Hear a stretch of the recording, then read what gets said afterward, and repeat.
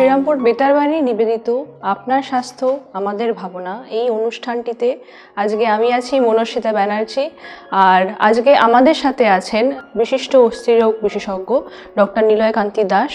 Doctor দাসের কাছে আজকে আমরা যে বিষয়টা নিয়ে আলোচনা করব সেটি হচ্ছে হাঁটুর ব্যথা। তো এই হাঁটুর ব্যথা সম্পর্কে যদি আপনি কিছু বলেন। দেখুন, আমরা যদি আলোচনাটা হাঁটুর ব্যথাতে প্রসারিত করি তাহলে এত কিছু বলতে হবে যেটা সেটা সীমিত সময়ের মধ্যে বলা সম্ভব হবে না। তার চাইতে বরঞ্চ আমরা অনেকটা ছোট করে অস্টিও আর্থ্রাইটিস সম্বন্ধে আলোচনা করতে পারি, যেটা আজকের দিনে সত্যি একটা প্রধান সমস্যা, বিশেষ করে 40-এর ওপরে বয়সের পেশেন্টদের, কি ছেলেই হোক বা কি মেয়েই হোক। তো ডাক্তারবাবু, যেরকম আপনি বলছেন অস্টিও আর্থারাইটিস জিনিসটা এখন খুব গুরুত্বপূর্ণ, তো অস্টিও আর্থারাইটিস জিনিসটা কি একটু যদি সংক্ষেপে বলেন। দেখুন, আমরা যেহেতু হাঁটুর অস্টিও আর্থ্রাইটিস নিয়ে আলোচনা করব, আমার মনে হয় প্রথমে একটু হাঁটু সম্বন্ধে বলা উচিত। যদি আপনি এই প্রাণী জগতের কথা ভাবেন তাহলে মানুষই হচ্ছে একমাত্র প্রাণী যারা দুটো পা ব্যবহার করে তাদের চলাফেরা করে।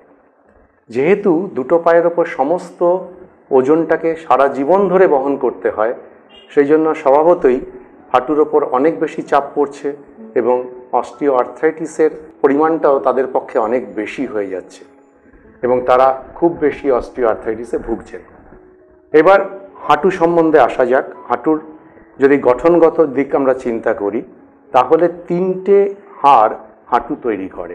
একটা ফিমার বোনের নিচের অংশ, টিবিয়া বোনের ওপরের অংশ এবং প্যাটেলা বলে একটা বোন যেটা হাঁটুর সামনের দিকে থাকে। এই তিনটে বোন পুরো কভার করা থাকে একটা ফাইব্রাস ক্যাপসিউল দিয়ে। সেই ফাইব্রাস ক্যাপসিউলের ভেতরে থাকে সাইনোভিয়াম। সাইনোভিয়াম হচ্ছে একটা পাতলা চাদরের মতন স্ট্রাকচার, যার মধ্যে অনেক সেল আছে। সেই সেল থেকে ক্রমাগত একটা রস নিঃসরণ হয়, সেটাকে আমরা সাইনোভিয়াল ফ্লুইড বলি। সেই সাইনোভিয়াল ফ্লুইডটা অনেকটা গ্লেয়ারি ফ্লুইড, অর্থাৎ তেলতেলে ফ্লুইড, এবং এটা সমস্ত হাঁটুটাকে সবসময় ভিজিয়ে রাখে এবং স্মুথ মুভমেন্টের জন্য একটা সহজ মুভমেন্ট সম্ভব হয় এই নির্দিষ্ট পরিমাণ সাইনোভিয়াল ফ্লুইডের জন্য। তাহলে অস্টিও আর্থ্রাইটিসে দু তিনটে জিনিসের প্রবলেম হতে পারে। প্রধানত অস্টিও আর্থ্রাইটিসের সমস্যা হবে আর্টিকুলার কার্টিলেজ, অর্থাৎ এই যে বোনগুলো হাঁটু তৈরি করছে তার ওপরে একটা কার্টিলেজের কভার থাকে। সেই কার্টিলেজটা স্মুথ এবং স্মুথ সারফেসের সঙ্গে স্মুথ সারফেসে যেহেতু মুভমেন্ট হচ্ছে, সেই জন্য আমরা হাঁটার সময় অনুভবই করতে পারি না যে আমাদের কোনো অসুবিধা হচ্ছে কিনা। একেবারে সহজভাবে আমরা হাঁটাচলা করি যখন সমস্ত ভেতরের স্ট্রাকচারগুলো ঠিক থাকে। এইবার যে কোনো একটা স্ট্রাকচারের যদি সমস্যা হয় তাহলেই আমাদের সমস্যাটা আসে। এবং অস্টিও আর্থ্রাইটিস হচ্ছে এমন একটা রোগ যেখানে প্রথম সমস্যাটা হয় আর্টিকুলার কার্টিলেজ নিয়ে, অর্থাৎ যে তরুণাস্থি বা কোমলাস্থি ঢেকে রাখে বোনের এন্ডগুলো, সেই কার্টিলেজটা যখন ক্ষয় হতে শুরু করে তখনই এই রোগটা শুরু হয় এবং তাতে তারপরে একটার পর একটা পরিবর্তন আসতে থাকে জয়েন্টের মধ্যে, এবং সেই পরিবর্তনগুলোর ওপর নির্ভর করে যে কতটা অসুবিধা হবে আমাদের হাঁটাচলা করায় বা নর্মাল দৈনন্দিন জীবনের কাজকর্ম করায়। আচ্ছা, তো আপনি যেরকম বললেন এটা 40 বছরের ঊর্ধ্ব মানুষদের হচ্ছে, মানে এই ঘটনাটা হয়, তো এটা কি কম বয়সীদের মধ্যেও দেখা দিতে পারে?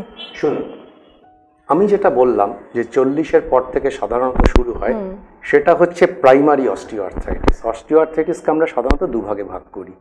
একটা প্রাইমারি অস্টিও আর্থ্রাইটিস যেখানে কোনো নির্দিষ্ট কারণ নেই, বয়স হচ্ছে, আস্তে আস্তে ব্যবহার করতে করতে ক্ষয় হয়ে হচ্ছে, সেটা সাধারণত মেয়েদের 40, ছেলেদের 50-এর পর থেকে ক্লিনিক্যালি ম্যানিফেস্টেড হয়।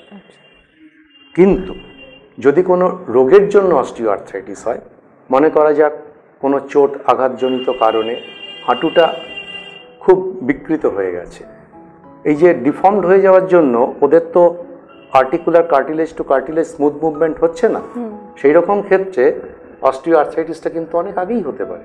এইগুলোকে আমরা বলি সেকেন্ডারি অস্টিও আর্থ্রাইটিস। এটা ইনফেকশনের জন্য হতে পারে, এটা চোটের জন্য হতে পারে, এটা কোনো ডিজিজের জন্য হতে পারে, যেমন রিকেটস। নিশ্চয়ই শুনেছেন ভিটামিন ডি ডেফিসিয়েন্সি হলে বাচ্চাদের রিকেটস হয়।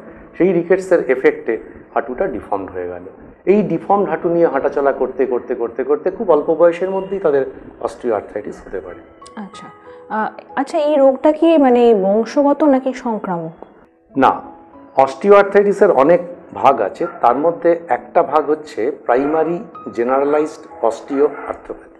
আচ্ছা, এই প্রাইমারি জেনারেলাইজড অস্টিও আর্থ্রোপ্যাথিটা হচ্ছে অটোজোমাল ডমিনেন্ট জিন দিয়ে ট্রান্সমিটেড হয়। এটা সাধারণত মেয়েদের হয়, পোস্ট মেনোপজাল ফেজে হয়, তার মানে ধরে নিন 45-এর পর থেকে মেনোপজ বন্ধ হয়ে যাওয়ার পরে হয়। এবং এটা বংশগত, বাড়িতে তাদের একদম ক্লোজ রিলেটিভসের থাকবে এবং অনেক জয়েন্ট অ্যাফেকশন হয়। কিন্তু অ্যাফেকশন হলেও দেখতে খারাপ হয়ে যায়, জয়েন্টগুলো ডিফর্মড হয়ে যায়, কিন্তু খুব একটা সিমটমেটিক হয় না। এই অস্টিও আর্থ্রাইটিসটা বংশগত। আর বাদবাকি যে অস্টিও আর্থ্রাইটিসগুলো আছে সেটার এখনো পর্যন্ত সেরকমভাবে প্রমাণ পাওয়া যায়নি যে বংশগত। তবে দেখা গেছে যে কোনো বংশে যদি অস্টিও আর্থ্রাইটিস থাকে তাহলে তার ডিসেন্ডেন্টদের মধ্যে হওয়ার একটা প্রবণতা থাকে। এখন সেটা শুধুমাত্র জিনেটিক বলা যাবে না, হয়তো এনভায়রনমেন্টাল ফ্যাক্টরটাই এমন, অর্থাৎ পরিবেশটা এমন যে তাকেও ওই সমস্ত স্ট্রেসের মধ্যে দিয়ে যেতে হচ্ছে বলে তার অস্টিও আর্থ্রাইটিসটা হচ্ছে। তার মানে এটা সংক্রামক কোনোভাবেই না? না, সংক্রামক হবে যদি সেকেন্ডারি অস্টিও আর্থ্রাইটিস হয়। মনে করুন কারোর সেপটিক আর্থ্রাইটিস নি জয়েন্ট হয়েছে, অর্থাৎ নি জয়েন্টের ভেতরে পুঁজ জমে গেছে, সেটাকে চিকিৎসা করা হয়েছে, ভালো হয়ে গেছে, তারপরে জয়েন্টটা স্টিফ হয়েছে, জয়েন্টে ফাইব্রোসিস হয়েছে, কার্টিলেজটা খারাপ হয়ে গেছে, তখন যে অস্টিও আর্থ্রাইটিসটা হবে সেটা সেকেন্ডারি। সেই সেকেন্ডারি অস্টিও আর্থ্রাইটিসটা সংক্রামকের কারণে হয়েছে। কিন্তু সাধারণভাবে যে অস্টিও আর্থ্রাইটিসটা আমরা আলোচনা করছি সেটা প্রাইমারি অস্টিও আর্থ্রাইটিস, ওটা বয়সজনিত কারণে, ক্ষয় হওয়ার কারণে হয়। আচ্ছা, মানে এই যে হাঁটুর ব্যথা বা এই অস্টিও আর্থ্রাইটিস যেটা বলছেন সেটা কি শুধুমাত্র একটাই সিমটম, মানে শুধুই ব্যথা, এছাড়া আর কোনো না? না, তা কেন একটাই সিমটমস হবে? প্রিন্সিপাল সিমটমস হচ্ছে ব্যথা, কিন্তু ব্যথা ছাড়াও স্টিফনেস। ধরুন ব্যথা হলো, প্রথম ব্যথা দিয়েই শুরু হলো, তারপর আস্তে আস্তে অনেক কারণে স্টিফ হতে পারে, যে কার্টিলেজটা খারাপ হয়ে যাচ্ছে, ওপরের যেটা আমরা বললাম যে চারিদিকে ঘেরা থাকে একটা ফাইব্রাস ক্যাপসিউল, সেই ফাইব্রাস ক্যাপসিউলের একটা ইরিটেশন হচ্ছে, ফাইব্রোসিস হচ্ছে, ওটা ছোট হয়ে যাচ্ছে, কন্ট্রাক্টেড হয়ে যাচ্ছে, তখন স্টিফ হয়ে গেল, সেটা একটা সিমটমস। এইবার আমাদের হাঁটার ধরনটাই পাল্টে যাবে। বিশেষ করে বয়স্ক ভদ্রমহিলাদের যাদের দুটো পাই অস্টিও আর্থ্রাইটিস বেশি আছে, তাদের জেনুভেরাম হয়, অর্থাৎ বো লেগ হয়ে যায় ডিফর্মিটিটা। তাদের দেখবেন তারা যখন হাঁটছে, একটা হাঁস যেমন দুলে দুলে হাঁটে সেরকম দুলে দুলে হাঁটে। এটাকে আমরা ওয়াডলিং গেট বলি, অর্থাৎ হাঁসের হাঁটার মতন গেট। তো কাজেই সেটাও একটা সিমটমস যে ওয়াডলিং গেট হলো, একটা স্টিফ হয়ে গেল। আরেকটা হচ্ছে ইনস্টেবিলিটি হয়, কারণ এই যে অস্টিও আর্থ্রাইটিস হচ্ছে এটা যদি ঠিকভাবে চিকিৎসা না করা হয়, আস্তে আস্তে ওটা ফ্লেকশন ডিফর্মিটি হয়ে গেল, অর্থাৎ হাঁটুটা ভাঁজ হয়ে গেল, আমি সোজা করতে পারছি না। এইরকম ক্ষেত্রে যদি আপনি হাঁটতে যান তাহলে খুব অনেক সময় দেখা যায় যে হাঁটুটা আনস্টেবল হয়ে গেল, অর্থাৎ আপনি ব্যালেন্স রাখতে পারছেন না, বিশেষ করে সিঁড়ি দিয়ে নামার সময় অসুবিধা হচ্ছে। এইগুলো অসংখ্য সিমটমস হতে পারে, শুধুমাত্র যে ব্যথা তা নয়। ব্যথাটাই মুখ্যত ব্যথাটাই হয়, তারপর থেকে একটার পর একটা stiffness, instability, walking pattern change হয়ে যাচ্ছে, সেইগুলো হতে পারে। আচ্ছা, তার মানে যদি সিমটমস দেখা যায় এই যেগুলো বলছেন আপনি, ইনস্টেবিলিটি হচ্ছে বা একটা অস্বস্তি হচ্ছে মুভ করতে, তো এগুলো ঘটনাগুলো ঘটলে এগুলো আমরা শনাক্তকরণ হিসেবে করে ডাক্তারের কাছে অবশ্যই যাওয়া উচিত। যদি কারোর এই জিনিসগুলো কন্টিনিউ করে 1 মাস 2 মাস, মানে পায়ের ব্যাপারেতে বলছি, তো তাহলে তারা অবশ্যই ডাক্তারের সাথে একবার কনসার্ন করা, যার সমস্যাটা নেই, শুরু হতে যাচ্ছে যে বললাম যে প্রথম সিমটমস হচ্ছে ব্যথা। এইবার ব্যথা হলেই সবাই তো মানে প্রথমেই ডাক্তারের কাছে যাচ্ছে না। যদি কেউ বেশি মাত্রায় সচেতন হয়, ডাক্তারের কাছে যায়, ডাক্তার তাহলে বিভিন্ন ক্লিনিক্যাল এক্সামিনেশন করে বুঝতে পারবে যে এটা অস্টিও আর্থ্রাইটিস হচ্ছে, তাহলে সেইভাবে তাকে উপদেশ দেবে। কিন্তু যদি মনে করুন ব্যথা হচ্ছে কিন্তু কাজ চলে যাচ্ছে, খুব একটা অসুবিধা হচ্ছে না, সেই রকম স্টেজেই তো বেশি হয়। সেই রকম ক্ষেত্রে কি হয় যে অনেক দিন পরে ডাক্তারের কাছে যাওয়া হলো, তখন অলরেডি জয়েন্ট কিন্তু স্টিফ হয়ে গেছে, জয়েন্টের মোবিলিটি কমে গেছে, জয়েন্টটা অনেকটা ফুলে আছে, জয়েন্টটা হাঁটতে অসুবিধা হচ্ছে, সিঁড়ি দিয়ে ওঠানামা করা যাচ্ছে না, নিচে বসা যাচ্ছে না, স্কোয়াট করা যাচ্ছে না, আমাদের যেটা ইন্ডিয়ান স্টাইলের আমরা পটি ব্যবহার করি সেটা করতে পারছে না, যেহেতু স্কোয়াট করায় অসুবিধা হচ্ছে। তো সেই স্টেজেও কিন্তু অনেক পেশেন্ট প্রথম দেখাতে আসে। সেটা প্রবেবলি সচেতনতার অভাব।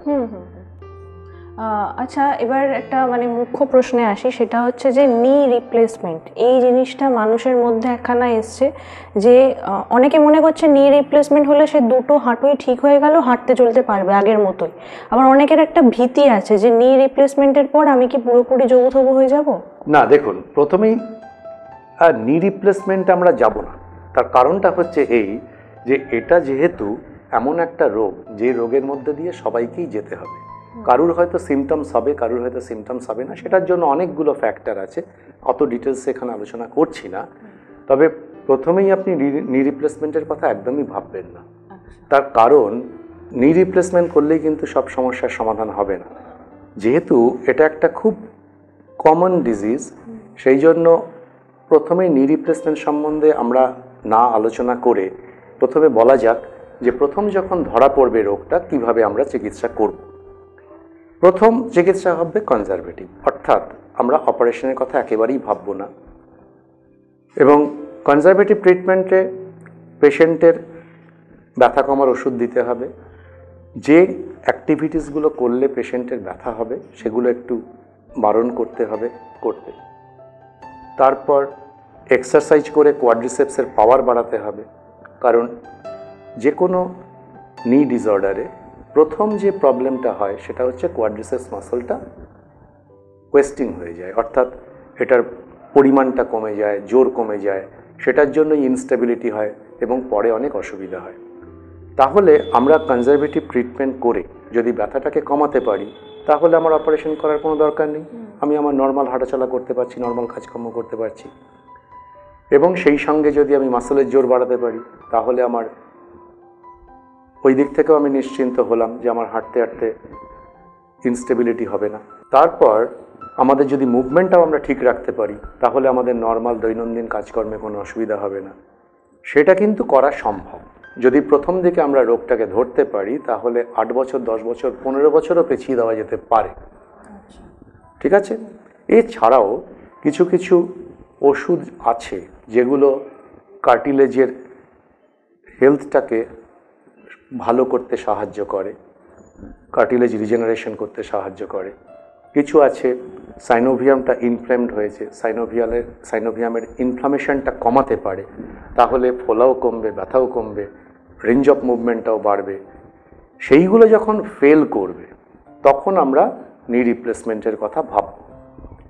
এবার যেটা আপনি প্রশ্ন করেছেন যে নি রিপ্লেসমেন্ট করলেই কি সব ঠিক হয়ে যাবে? না, নি রিপ্লেসমেন্টের কতগুলো স্পেশাল ইন্ডিকেশন আছে যে কেন আমরা নি রিপ্লেসমেন্ট করব। তার প্রথম ইন্ডিকেশন হচ্ছে যে একটা ব্যথা, এবং ব্যথাটা এতটাই ব্যথা যেটা সহ্য করা যাচ্ছে না, আর স্বাভাবিক কাজকর্ম ব্যাহত হচ্ছে, আমরা নর্মাল হাঁটাচলা করতে পারছি না, আমাদের কাজ করতে পারছি না, রাত্রিবেলা ব্যথা হচ্ছে, ভালো করে ঘুমোতে পারছি না, সেটা হচ্ছে মূল ইন্ডিকেশন। এছাড়াও ব্যথা আছে, তার সঙ্গে অনেকটা ডিফর্মিটি আছে। আমরা যখন নি রিপ্লেসমেন্ট করি তখন সেই ডিফর্মিটিটাও কারেক্ট করে দিই, তাহলে যেটা আমি দুলে দুলে হাঁটছিলাম সেটা এখন সোজা পা হয়ে যাবে, আমি সহজে হাঁটতে পারবো, সোজা হাঁটতে পারবো, সেটা একটা উদ্দেশ্য। আরেকটা নি রিপ্লেসমেন্ট করা হবে যখন সমস্ত কনজারভেটিভ ট্রিটমেন্ট এফেক্টিভলি দেওয়ার পর আর কাজ করছে না, মানে ফেলিওর হয়েছে, তখন নি রিপ্লেসমেন্টের প্রশ্ন আসবে। এবার আসা যাক নি রিপ্লেসমেন্টে, যেটা আপনি বললেন যে নি রিপ্লেসমেন্ট করলেই কি সব ঠিক হয়ে যাবে? না, সেটা ঠিক হওয়ারও প্রিরিকুইজিট হচ্ছে মাসলটাকে স্ট্রং থাকতে হবে। মাসল যদি স্ট্রং না থাকে, তাহলে কিন্তু আপনি নি রিপ্লেসমেন্ট করে ভালো রেজাল্ট পাবেন না। আপনার জয়েন্ট যদি আনস্টেবল থাকে, তাহলে ওই একই প্রবলেম হবে। কোনো কোনো ডিজিজের জন্য অস্টিওআর্থ্রাইটিস হয়ে যদি সমস্যা হয়, সেটা কিন্তু মাসল লিগামেন্ট ল্যাক্সিটি থাকলে শুধুমাত্র নি রিপ্লেসমেন্ট করে সমস্যার সমাধান করা যাবে না।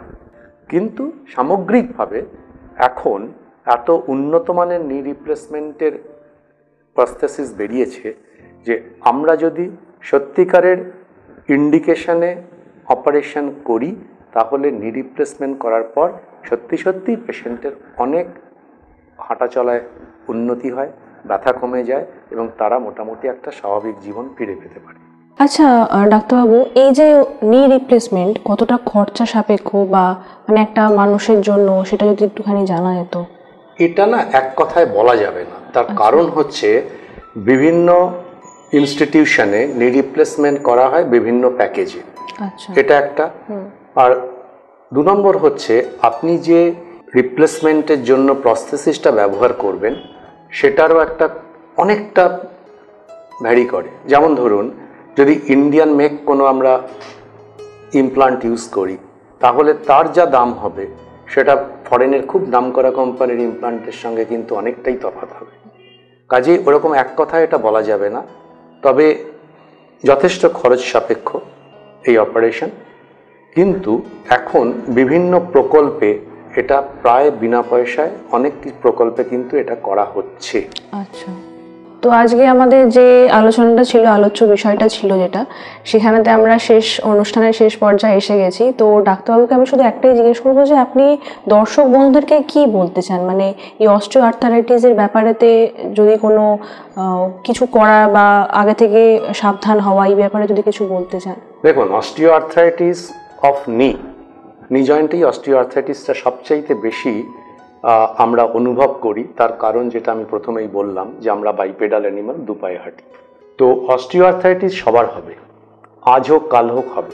এটা আগেও ছিল, প্রাগৈতিহাসিক যুগেও যে সমস্ত আমরা ফসিল পাই তাতেও দেখা গেছে যে এভিডেন্সেস অফ অস্টিও আর্থ্রাইটিস আছে। অর্থাৎ এটা এখনকার দিনের রোগ তা কিন্তু নয়, এবং এটা আছে এবং থাকবে। অস্টিও আর্থ্রাইটিস হবে। এখন অস্টিও আর্থ্রাইটিস হলেই কিন্তু সেটা ভয় পাওয়ার মতন কিছু নেই। আমরা যদি জানি যে এটা হবে এবং এটা এভাবে আমরা প্রতিকার করার চেষ্টা করব, তাহলে কিন্তু আমরা রোগটাকে নিজেদের একটা কন্ট্রোলের মধ্যে নিয়ে আসতে পারি। তাতে আমাদের স্বাভাবিক জীবনযাত্রায় খুব একটা অসুবিধা হওয়ার কথা নয়। প্রথম যখন সিমটমস হবে তখন আমাদের এটা ডিটেক্ট করতে হবে, প্রথমে ক্লিনিক্যালি, তারপর ওটা একটা ইনভেস্টিগেশন, একটা এক্সরে করলেই মোটামুটি ডিটেকশন হয়ে যায়। ডিটেকশনের পরেই আমাদের চিকিৎসা শুরু করতে হবে। তার মধ্যে মেইনলি আমাদের muscle strengthening and modification of the lifestyle কিছু কিছু ক্ষেত্রে করতে হবে। এইভাবে যদি আমরা সমস্ত জিনিসগুলো মেনে চলি তাহলে কিন্তু এই রোগ থেকে অ্যাটলিস্ট ক্লিনিক্যাল পয়েন্ট অফ ভিউতে নিষ্কৃতি পাওয়া সম্ভব। হয়তো রোগটা আমরা কমাতে পারবো না, কিন্তু আমাদের সিমটমসটা হবে না, এবং সিমটমস যদি না হয় তাহলেই আমরা ভালো জীবনযাপন করতে পারবো। আচ্ছা, অসংখ্য ধন্যবাদ ডাক্তারবাবুকে। আজকে আমরা অস্টিও আর্থারাইটিসের কারণ এবং ডাক্তারবাবু যেভাবে সুন্দর করে বললেন যে কি কি সমস্যা হতে পারে, কিভাবে শনাক্তকরণ করবেন এবং কিভাবে আমরা ওটাকে আগেই আটকাতে পারবো, কিছুটা হয়তো আটকাতে পারবো, এবং নি রিপ্লেসমেন্টের সম্পর্কে যেটা আমাদের ভুল ধারণা কি যেটাই হোক না কেন, যে মানুষের একটা চিন্তার বিষয় সেটা সম্পর্কেও জানলাম। আপনারা অবশ্যই এই অনুষ্ঠানটি দেখবেন। কোথায় দেখবেন? শ্রীরামপুর বেতারবাণী চ্যানেল সাবস্ক্রাইব করুন, এই ভিডিওটি দেখুন। ভিডিওটি আপনার যদি পছন্দ হয় লাইক করুন, শেয়ার করুন এন্ড কমেন্ট করুন।